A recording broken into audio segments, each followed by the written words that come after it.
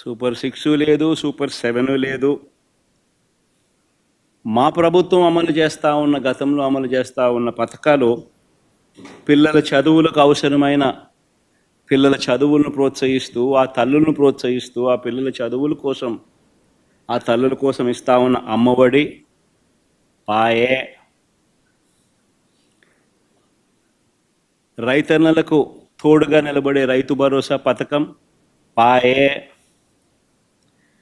వసతి దీవెన, పాయే, విద్యా దీవెన అరకొర, చేయూత లేదు, ఆసరా లేదు, సున్నా వడ్డీ, ఆరోగ్యశ్రీ పూర్తిగా కూడా యగనామమే, వాహనమిత్ర, నేతన్న నేస్తం, మత్స్యకార భరోసా, కాపు నేస్తం, ఈబీసీ నేస్తం, చేదోడు, తోడు, లానేస్తం అన్నీ గతంలో ఉన్న పథకాలన్నీ కూడా పాయే. పిల్లలకు ట్యాబులు ఇచ్చే కార్యక్రమం కూడా పాయే. మరి నేను అడుగుతా ఉన్నా, 1,45,000 కోట్ల రూపాయల అప్పులు చేసినవి, చేయబోతున్నవి ఎవరి జేబీలోకి పోతా ఉన్నాయి?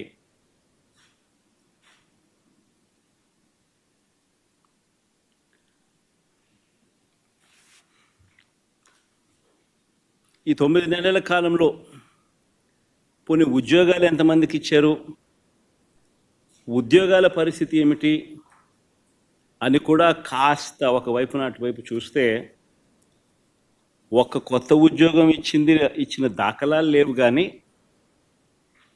ఊడగొట్టిన ఉద్యోగాలు మాత్రం ఏకంగా 2,60,000 ఉద్యోగాలు, వాలంటీర్ల ఉద్యోగాలు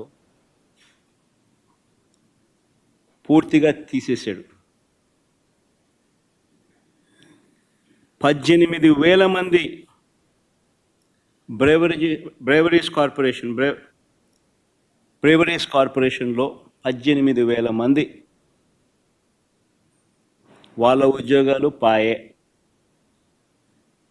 2,60,000 మంది వాలంటీర్ల ఉద్యోగాలు పాయే. బ్రేవరీస్ కార్పొరేషన్లో మరో 18,000 ఉద్యోగాలు పాయే. ఫైబర్ నెట్, ఏపీఎండిసి, ఫీల్డ్ అసిస్టెంట్లు, వైద్య ఆరోగ్య శాఖ, ఇలా ఆయా విభాగాలలో వేల సంఖ్యలో ఉద్యోగాలు పూర్తిగా తీసేశారు.